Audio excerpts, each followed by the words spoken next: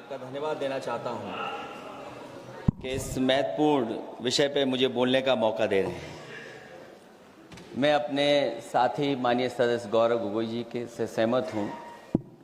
बहुत सारे महत्वपूर्ण उन्होंने बिंदु उठाए और अध्यक्ष महोदय,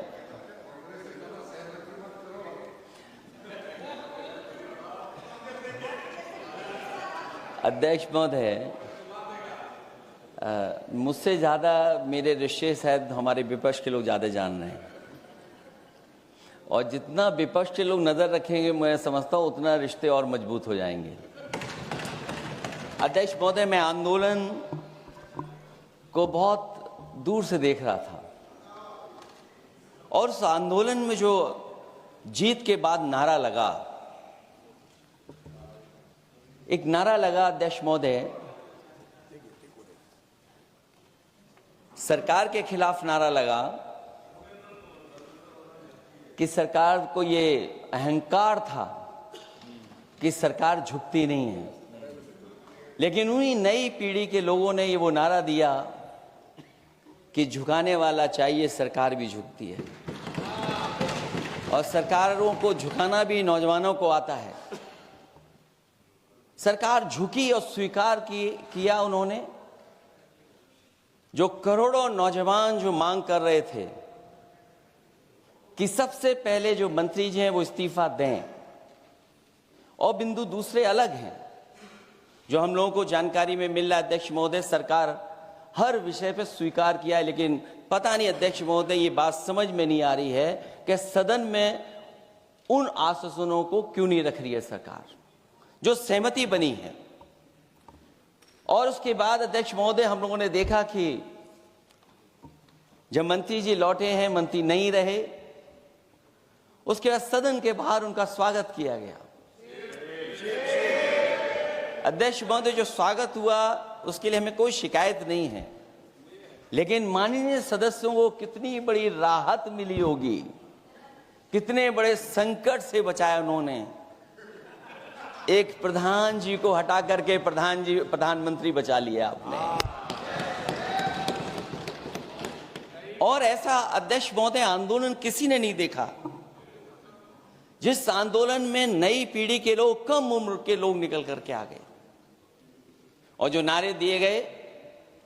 ये सरकार पिछले कई वर्षों से नकारात्मक प्रचार पर टिकी हुई थी, नकारात्मक राजनीति करती थी और न जाने कितने हजार करोड़ रुपए खर्च किए होंगे सरकार ने नकारात्मक राजनीति के लिए। लेकिन नई पीढ़ी को मैं बधाई देना चाहता हूं, उनके मनोबल को और उनकी एकता को, और जिस तरीके से उन्होंने प्रचार किया, अंततः सरकार को झुकना पड़ गया। भाजपा वचन नहीं देती, जुमला देती है। तो मुझे उम्मीद है कि सभी युवा नौजवानों का जो मांग की है उन्होंने, उन सभी मांगों को सरकार स्वीकार करेगी। और सरकार ये भी स्वीकार कर लिया होगा कि कोई दल मजाक में बना तो कितनी बड़ा दल बन गया। जो कोई चीज मजाक से शुरू हुई वो कितना सीरियस हो गई, और इतना सीरियस हुई कि हमारी सरकार लोकतांत्रिक हो गई कि जो उनको धरने पे बैठने दिया। सरकार लोकतांत्रिक थी कि उन्हें धरने पर बैठने दिया। हमने वो भी समय देखा है कि जहां पर धरने पर नहीं बैठने दिया, वर्षों वर्ष लोग बैठे रहे धरने पर, उनकी सुनी नहीं गई। इसी दिल्ली को घेरा था किसानों ने, और सरकार को लगा कि चुनाव आ गया तो सरकार ने तीनों काले कानून वापस ले लिए। जब सरकार घबरा जाती है, डर जाती है, तो सरकार स्वीकार कर लेती है। इसीलिए वो नारा मुझे अक्सर याद आता है कि झुकाने वाला चाहिए, सरकार भी झुकती है। जो विषय लाया गया है कि prevention of unlawful means act, सरकार को कम से कम ये बताना चाहिए था कि 2024 में जब ये लेकर के आए थे तो आज 2026 में कैसे पेपर लीक हो गया। और केवल गिनती के 1-2 पेपर लीक नहीं हुए हैं। ये ऐसा आंदोलन रहा जिसमें माँ बाप और नई पीढ़ी के लोग सब जुड़ गए। अगर हम ये माने कि 20 लाख बच्चों ने परीक्षा लिखी थी और उनके घर परिवार के सदस्यों को हम इसमें जोड़ दें, दादा दादी, माँ बाप और परिवार का कोई सदस्य, तो 5 लोग प्रभावित थे। और 5 गुणा 20, 1 करोड़ लोग नाराज हुए सरकार से। और अक्सर हम पॉलिटिकल लोग हैं, हम लोग जानते हैं जब कभी आंदोलन करते हैं तो कितनी तैयारी करानी पड़ती है, गाड़ियों का इंतजाम, खाने का इंतजाम और इंतजाम। लेकिन ये पहला आंदोलन देखा कि जिसमें माँ बाप भी जुड़ गए और कहा कि जाओ बच्चों आंदोलन करो, हम आपके साथ हैं। ये पहला आंदोलन ऐसा देखने को मिला है। और केवल दिल्ली में नहीं हुआ ये, केवल दिल्ली में नहीं हुआ ये। अगर ये बात गलत है, अगर ये बात अध्यक्ष महोदय गलत लग रही है, तो देश के होम मिनिस्टर साहब को ले आइए, वो सब एक्सप्लेन कर देंगे।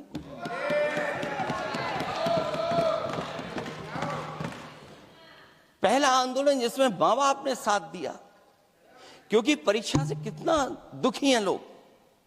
ये जो परीक्षाएं लीक हुई हैं, कई महीनों पहले ये किताब बना दी थी। और अध्यक्ष महोदय, जो लोग चढ़ावा चोरी नहीं बचा पाए, वो पेपर लीक कैसे बचा पाएंगे? जो भगवान के दरबार से दान गायब हो गया, दान चला गया, वो लोग पेपर लीक बचाएंगे? किस कानून को, जो कानून पहले बनाया उसी कानून का संशोधन करके लेकर आए? किसकी आंखों में आप धूल झोंक रहे हैं? और अगर कानून से बच रहा होता तो भाजपा की 10 साल की सरकार में 20 परीक्षाएं कैसे लीक हो गई? 20 परीक्षाएं लीक हुई अध्यक्ष महोदय, जिसमें कोर्ट तक जाना पड़ा, उसके बाद परीक्षा रद्द हुई है। दरोगा भर्ती का पेपर लीक हो गया, जूनियर इंजीनियरिंग के भर्ती का पेपर लीक हो गया, ग्राम विकास पंचायत अधिकारी का पर्चा लीक हो गया, नलकूप चालक भर्ती का, यूपी टीईटी का परीक्षा लीक हुआ। और एक बार नहीं हुआ, 3 बार पेपर लीक हुआ यूपी टेट का। हाई स्कूल बोर्ड का परीक्षा लीक कर दिया, इंटरमीडिएट की बोर्ड की परीक्षा लीक हुई, इंटरमीडिएट का फिर परीक्षा का लीक हुआ, कई बार हुई। सिपाही भर्ती लीक हुई। आप सोचिए कितनी परीक्षाएं लीक हुई हैं। और नीट परीक्षा कोई पहली बार लीक नहीं हुई, दोबारा लीक हो गई, कानून बनने के बाद लीक हुई। सहायक प्रोफेसर भर्ती लीक है, लेखपाल भर्ती लीक हुई। यूपी जैसे स्टेट, जो सबसे बड़ा स्टेट है, जहां से प्रधानमंत्री चुन करके आते हैं, वहां तक पेपर लीक हो जा रहा है। और जो संस्था परीक्षा एग्जामिनेशन करा रही है, वो एनटीए में भी आउटसोर्स कर दिया आपने। हम विपक्ष के लोगों को तो डर ये लगता है अध्यक्ष महोदय, कहीं ऐसा ना हो कि ये पूरी सरकार को आउटसोर्स कर दें। आउटसोर्स सरकार है, जो सबसे विश्वसनीय संस्था है, उसमें आउटसोर्स पे आपने कर्मचारियों को रखा हुआ है। किस बात की जवाबदेही है? यही अकाउंटेबिलिटी है आपकी? कहीं अकाउंटेबिलिटी ये तो नहीं है, आप अकाउंटेबिलिटी को ये कहीं समझ बैठे हो कि अकाउंट को भर दे वो एबिलिटी वाला ही हमें चाहिए? कहीं वो अकाउंटेबिलिटी तो नहीं है। आप बताइए, एनटीए को आउटसोर्स किया हुआ है आपने। जिस संस्था की जिम्मेदारी है महत्वपूर्ण परीक्षा कराने की, उसमें सब आउटसोर्स। और ये सच कहा कि कांग्रेस पार्टी के माननीय सदस्य ने मांग की है कि वो हम लोगों को पता होना चाहिए आखिरकार कौन लोग थे जो आउटसोर्स होकर के बैठ करके परीक्षा में इस तरह की घोटाला कर रहे थे। आखिरकार जवाबदेही क्या है, किसकी थी? और फिर केवल नीट की परीक्षा की बात करें और परीक्षाओं की बात करें, अगर हम अध्यक्ष महोदय, जब से सरकार बनी है तब से सरकार की कोशिश रही है कि शिक्षा, परीक्षा और यूनिवर्सिटी का ताना बाना पूरा ध्वस्त हो जाए, उसको एक रंगी बना दें हम, उसमें अंडरग्राउंड अनरजिस्टर्ड लोग शामिल हो जाएं। ये पिछले जब से भारतीय जनता पार्टी की सरकार आई है तब से हो रहा है। और फिर शुरुआत कहां से होती है? क्योंकि आप नहीं चाहते कि देश के गरीब लोग पढ़ें लिखें आगे बढ़ें। सरकार ने सबसे पहले हमला किया प्राइमरी स्कूल पर, और प्राइमरी स्कूल कितने बंद किए हैं आपने? जहां से बच्चे की शिक्षा की यात्रा शुरू होती है। एक गरीब परिवार का बेटा बच्चे कहां से पढ़ करके निकलते हैं? सबसे पहले प्राथमिक शिक्षा सरकारी स्कूलों से पढ़ करके निकलते हैं। हमारे बहुत सारे माननीय सदस्य होंगे, वो उन्हीं प्राथमिक विद्यालयों से पढ़ करके आज इस सदन तक पहुंचे होंगे। आपने सबसे पहले स्कूलों पे हमला किया, और प्राइमरी से लेकर के नौकरी तक पे आपने हमला किया है। युवाओं के भविष्य पर आपने चोट पहुंचाने का काम किया है। और जो प्राइमरी स्कूल जो आपने बंद किए हैं, वो इसीलिए बंद किए हैं आपने कि पिछड़े, दलित और गरीब के वर्ग के परिवारों के बच्चे पढ़ लिख न जाएं। क्योंकि आज भी अगर हम देखते हैं प्राइमरी स्कूल में कौन पढ़ने जा रहा है? सबसे समाज के गरीब परिवार के बच्चे पढ़ करने जा रहे हैं। सबसे पहला हमला आपने वही किया, और इसीलिए किया क्योंकि नींव पर ही अगर हमला होगा तो ये आगे नहीं बढ़ पाएंगे। जो आंकड़े सरकार के बताए गए हैं, 1 लाख से ज्यादा सरकारी प्राइमरी स्कूल बंद कर दिए सरकार ने। और अगर ये बात गलत है तो हमें उम्मीद है सरकार इस पर भी जवाब देगी। और अगर हम आंकड़े निकालें तो जो आंकड़े दिखाई दे रहे हैं, यूपी में सबसे ज्यादा प्राइमरी स्कूल बंद हुए हैं। और ये सरकार के आंकड़े हैं कि 7 लाख से ऊपर विद्यालय थे जो अब 6 लाख रह गए हैं। और यूपी में तो सबसे ज्यादा बंद हुए हैं। उत्तर प्रदेश में 26,386 सरकारी प्राइमरी स्कूल बंद कर दिए सरकार ने। और केवल प्राइमरी स्कूल बंद नहीं किए हैं, नौकरी पे भी हमला किया है। 69,000 शिक्षक भर्ती को लेकर के बड़े पैमाने पर घोटाला किया गया। और घोटाला इतना बड़ा है कि वो सभी कोर्टों में गए हैं और पिछले कई वर्षों से आंदोलन कर रहे हैं। कोई स्थान नहीं बचा अध्यक्ष महोदय जहां पर वो शिक्षक भर्ती के लोग न गए हों। मंत्रियों के यहाँ गए हैं, आंदोलन किया है, हाई कोर्ट गए हैं, सुप्रीम कोर्ट गए हैं। लेकिन देखिए सरकार भी कमाल की है कि सरकार उनको नौकरी नहीं देना चाहती। और इसलिए नौकरी नहीं देना चाहती है क्योंकि उन्होंने भर्ती गलत की है। और भर्ती में जिन लोगों का अधिकार छीना है वो सबसे ज्यादा पिछड़े और दलित परिवार के बेटे, जिनका अधिकार इस सरकार ने छीना है। और ये अगर बात नहीं ठीक है तो हमें उम्मीद है कि सरकार इसका भी जवाब देगी। माध्यमिक स्कूलों को भी बंद किया जा रहा है और बड़े पैमाने पे स्कूल बंद हुए हैं। और जो बोर्ड की परीक्षाएं लीक हुई हैं, पूरे देश में बड़े पैमाने पर बोर्ड परीक्षाओं के पेपर लीक किए गए हैं। अध्यक्ष महोदय, हम जानना चाहते हैं कि आखिरकार 10वीं और 12वीं के पेपर लीक क्यों हो रहे हैं? 10वीं और 12वीं के पेपर लीक क्यों हो रहे हैं? इसके लिए अगर कोई सरकार के पास जवाब हो तो बताएं।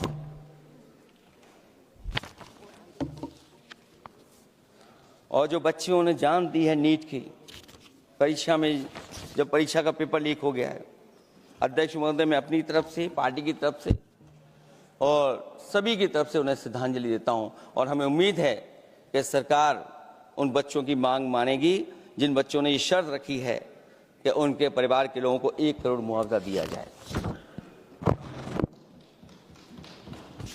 जब उच्च शिक्षा में जिस तरीके से भर्ती हो रही है, अध्यक्ष महोदय, जो उच्च शिक्षा की भर्ती है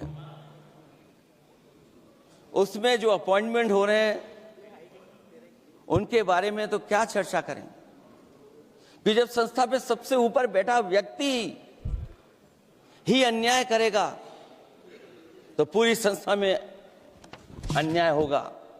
जब से ये सरकार आई है, जो बड़ी बड़ी संस्थाएं हैं, उन सब संस्थाओं में एक रंगी लोगों को बैठा करके उन संस्थाओं को ध्वस्त करने का काम कर रहे हैं, और न केवल उन संस्थाओं को खराब कर रहे हैं, बल्कि अध्यक्ष महोदय,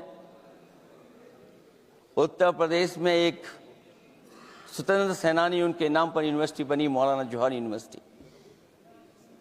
यूनिवर्सिटी बनकर के तैयार हो गई। इन्होंने कोई सरकारी यूनिवर्सिटी नहीं बनाई, और अगर कोई प्राइवेट यूनिवर्सिटी बन भी गई है तो उसको भी हथौड़ा लेकर के तोड़ने की तैयारी कर रहे हैं ये लोग। ये नफरत की राजनीति कहां लेकर के पहुंचा देगी।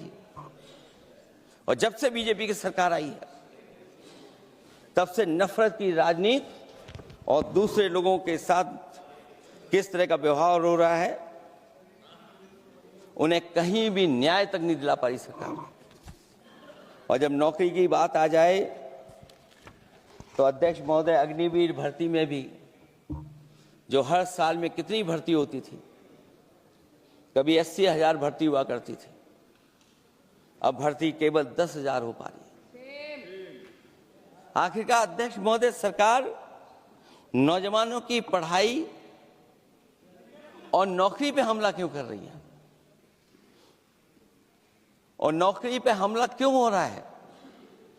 जब आप ये कहते हैं कि हमारे नौजवान हमारी डेमोग्राफिक डिविडेंड बन करके आए हैं, कहीं यही नौजवान हमारी आपदा न बन जाए, इसके बारे में भी सरकार को सोचना चाहिए। और मैं ये जरूर कहना चाहता हूं कि अध्यक्ष महोदय, अगर शिक्षा अच्छी होगी, परीक्षा सच्ची होगी, तो तरक्की भी पक्की होगी। और ये तरक्की नहीं चाहते हैं, इसीलिए शिक्षा पर और परीक्षा पर हमला कर रहे हैं। मैं इन्हीं शब्दों के साथ अध्यक्ष महोदय आपका धन्यवाद देता हूं। और जो बिल लेकर के आए हैं आप, बिल तो 24 में भी लेकर के आए थे आप, जो 24 में बिल लेकर के आए थे, उसके बाद नीट परीक्षा का पेपर लीक क्यों हो गया, ये आप बता देना मंत्री जी। आपको एक कानून बनाने के बाद दूसरा कानून बनाना पड़ रहा है, ये क्या वजह है? और आपको मंत्री जी का स्वागत इसलिए करना पड़ रहा है कि आपको संकट से बचा लिया। और अगर अखिलेश जी तो समाजवादी है। मैं पूछना चाहता हूं कि छात्रों का आंदोलन के बाद सरकार उनका बात सुन के पार्लियामेंट में बिल लेके आता है, ये अच्छा है, या जो आंदोलन होता है तो उसको कुचलने के लिए देश में इमरजेंसी लगा देता है, वो अच्छा? आप बता दीजिए।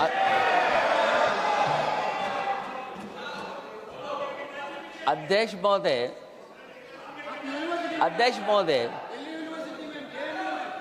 महोदय, मैं इमरजेंसी को तो नहीं देखा हूं, लेकिन इमरजेंसी में क्या क्या हुआ है वो अभी दिल्ली की राजधानी में भी देखने को मिल गया है। आंसू के गैस के गोले और लकड़ी में लगा हुआ कुछ कील का और कांटे की चीजें, उस समय करंट नहीं लगाया जाता था, इस बार करंट लगाया गया। तो ये इमरजेंसी के बराबर ही हुआ है हमला, कम नहीं है। इमरजेंसी से कम अन्याय नहीं कर रहे हैं आप लोग।